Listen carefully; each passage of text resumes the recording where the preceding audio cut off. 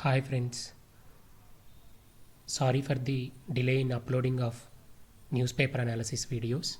Since I have been focusing on the issues which need a detailed analysis, the daily newspaper analysis videos got delayed. From now on, I would try my best not to delay and upload the videos on the same date. So please pause for a moment and check the questions for which you would be able to answer at the end of the video.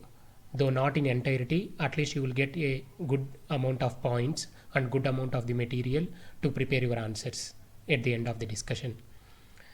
And there are some issues in June 10th newspaper, especially the editorial in Indian Express, How to Be Friends Indeed, that is related to India Nepal bilateral relations. We have already discussed it in detail, especially in the context of Kolapani issue in our Focus 2020 series. And I want to caution you that whenever a article has been written, don't take all the things in the article are sacrosanct, I'm sorry. So why I'm saying this is the views he expressed in the article are the views of the particular person. For example, in this article, How to Be Friends Indeed article, it is mentioned that in Treaty of Sugauli, as per the Treaty of Sugauli, which was signed between the British India and Nepal king, as per that treaty, they are saying that Limpiadura, Kalapani, and Lipu Lake are part of the Nepal.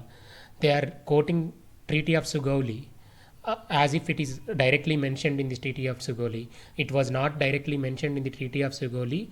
Treaty of Sugauli says that the region to the east of the Kali River belongs to the Nepal.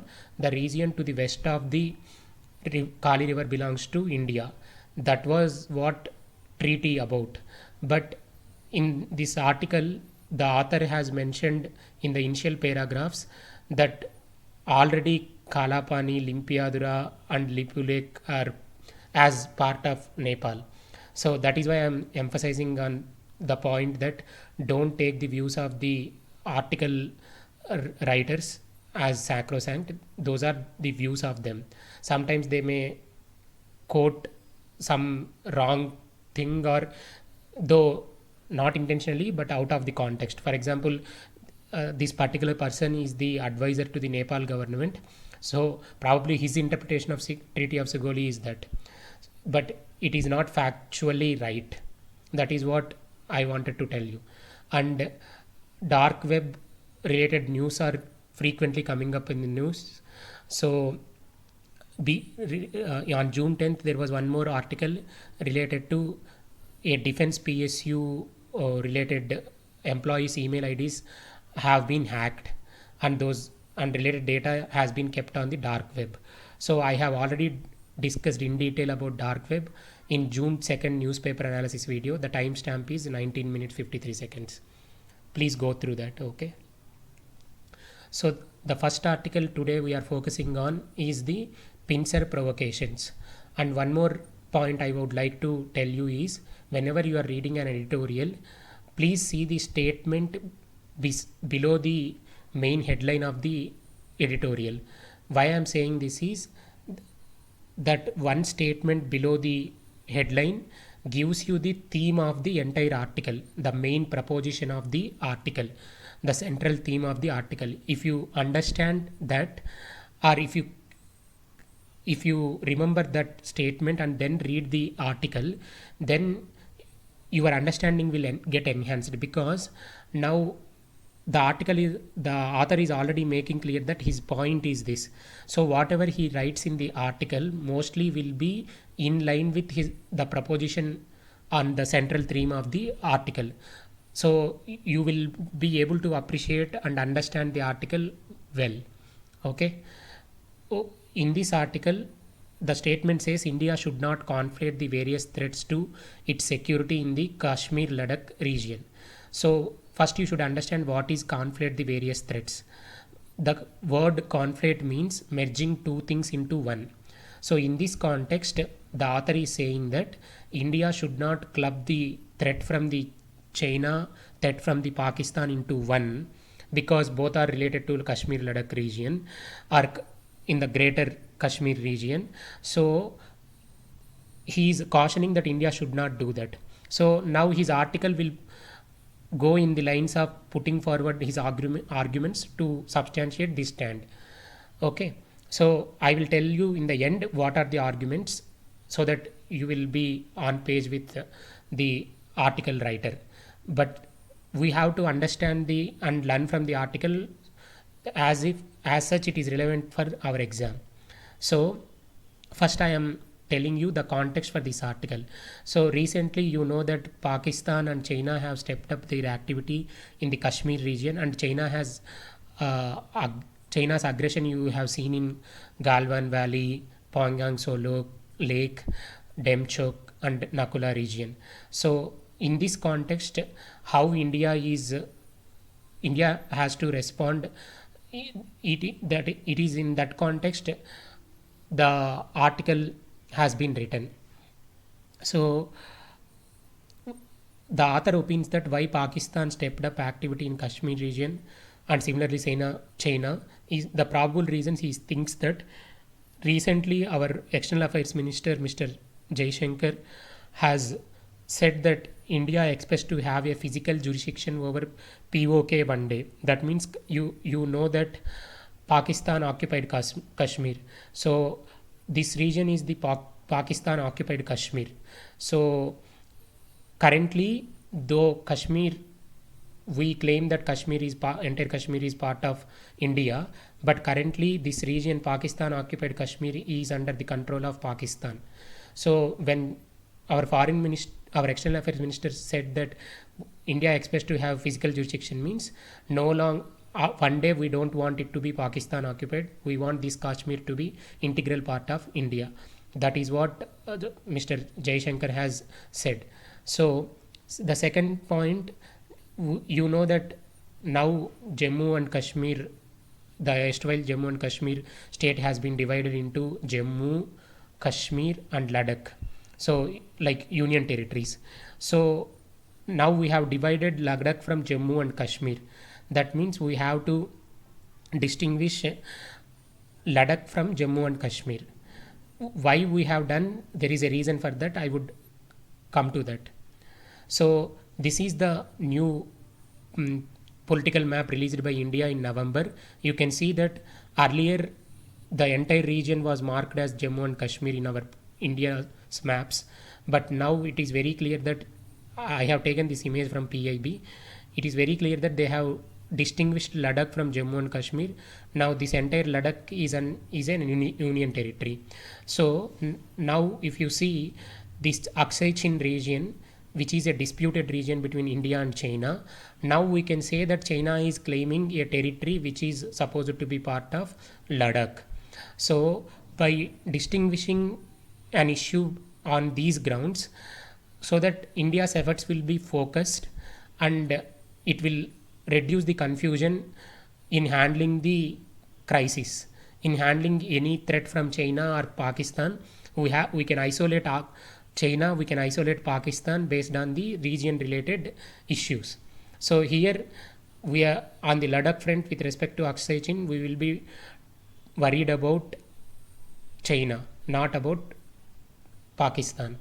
But the point is, the Pakistan occupied Kashmir now, based on these two maps, now the Pakistan occupied Kashmir is a little bit of Pakistan occupied Ladakh, it becomes, and also Pakistan occupied Kashmir. So now officially we can say that Pakistan occupied Ladakh and Pakistan occupied Jammu and Kashmir. Please excuse me my words, it may not be officially, it is my understanding. Okay, then, but however, though we try to distinguish the regions and concentrate our efforts and isolate the threats in a proper way, but still there is a catch here. You all know that China-Pakistan Economic Corridor project, which is meant to connect the Gwadar to Kashgar in China. So this route passes through, this economic corridor passes through Pakistan occupied Kashmir. though China doesn't claim any region here, it has interest in having Pakistan presence here, because Pakistan will support China's economic corridor project, whereas India has its own concerns. That is why it did not support China Pakistan economic corridor project, because China did not take India into confidence when planning for this project. Had China taken India into confidence, then India might have endorsed it, but they did not take India into confidence and plan that project. So in this context, the author is saying that even now China has interests in this region, still you can say it is Pakistan occupied Ladakh, it is not Pakistan occupied Kashmir, as per my understanding.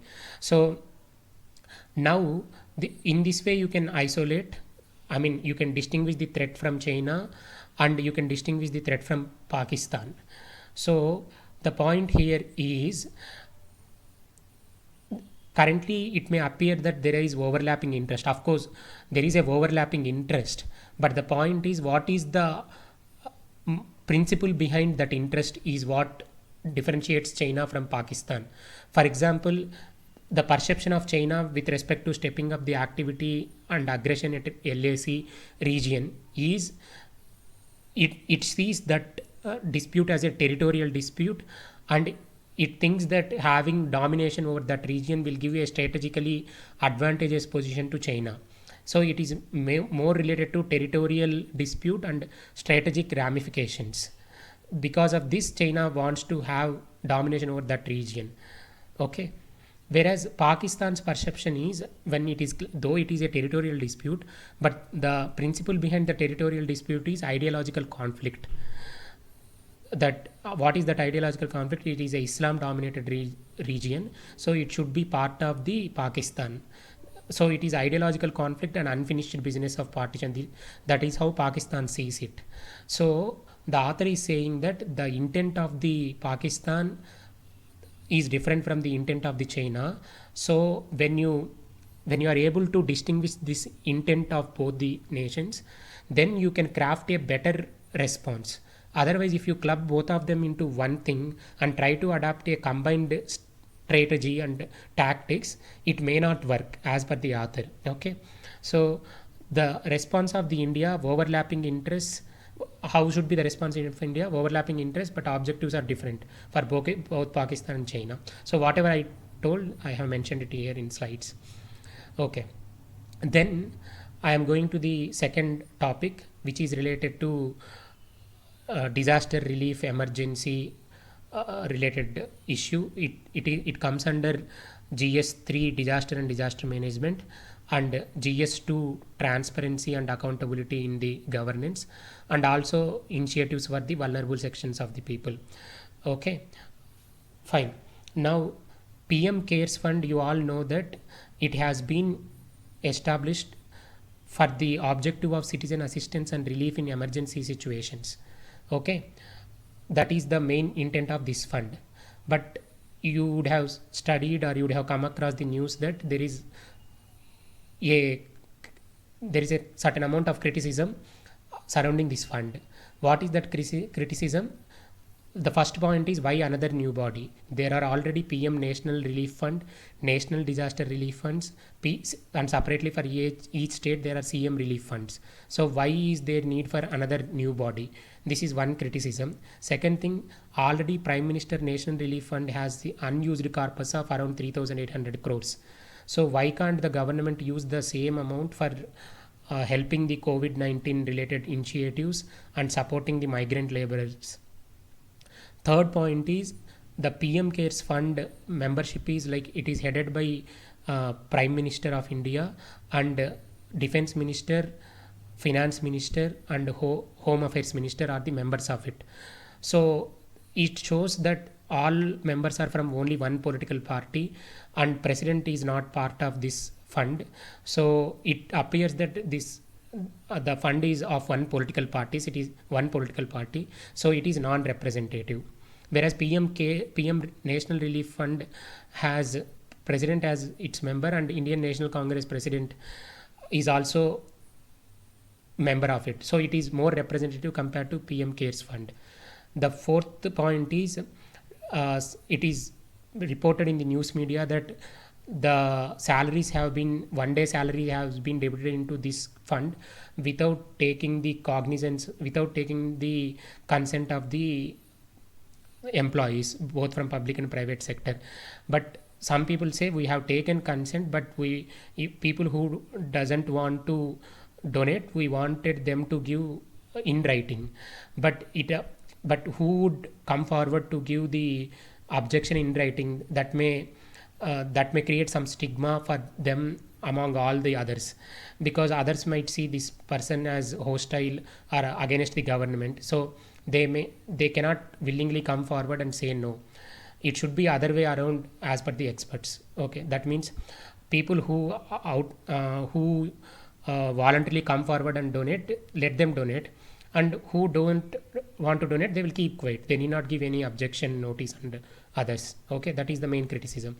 And the fifth point is, currently even the CSR, you can donate the fund to COVID-19 thing. Even the CSR obligation, that 2% of your profits should be given to the CSR. Even you can give amount to COVID-19, that can be clubbed under CSR. As per the experts, this should not be done, because earlier one government panel has said that making CSR contributions to PMNRF, Prime Minister National Relief Fund, will amount to regressive incentive, because they will get tax benefit under CSR and also under this PMNRF.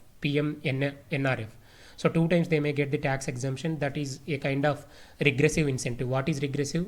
When a policy measure is seeming to help the rich people more than the poor people, that kind of economic policy is called regressive. So we have seen the criticism surrounding the Prime Minister Cares Fund, PM Cares Fund. Okay, so now the another leading question can be, there can be a question in the exam that, do you think the disaster relief funds, whatever it is, PM National Relief Fund or PM Cares Fund, should all these funds be common, should be accountable under the Right to Information Act? So in that case, you can quote these arguments saying that yes, it can become, it should be brought under RTI Act. You can take the other stand also, but for now I am giving the arguments towards the RTI Act. Okay, towards including it under RTI Act, because the donations are made from the taxpayer funds. So government should be accountable to the taxpayers, because ultimately the initiatives by the government are funded by the taxpayers' money. So they should be accountable to the taxpayers and the public. Okay.